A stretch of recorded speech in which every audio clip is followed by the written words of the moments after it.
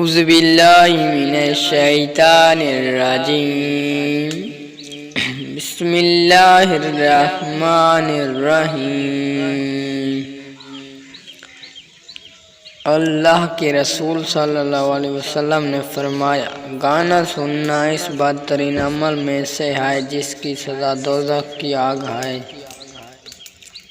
امام علی نے فرمایا، گانا سننے سے مرد کی غیرت ختم ہو جاتی ہے اور عورت میں بے حیائی پیدا ہوتی ہے۔ امام حسن نے فرمایا، دنیا میں گانا سننے والوں کی شفاعت میرے نانا محمد نہیں کریں گے۔ امام حسین نے فرمایا، جس نے گانا سنا تو سمجھ لو وہ میرے قتل میں شامل ہے۔ امام علی زین العابدین علیہ السلام نے فرمایا، اس گھر سے گانے کی آواز آتی ہے تو مجھے اپنے بابا کے قاتل یاد آتے ہیں۔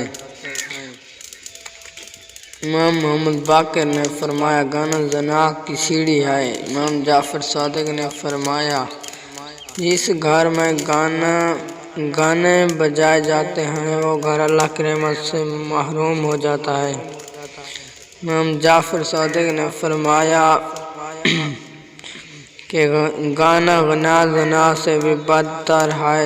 پھر گانے کے ساتھ مثلاً تنبورہ، سرنگی، ہارمونیم، طبلہ، ڈھول، باجا وغیرہ بجائی جاتی ہیں، ان کا سننا حرام ہے۔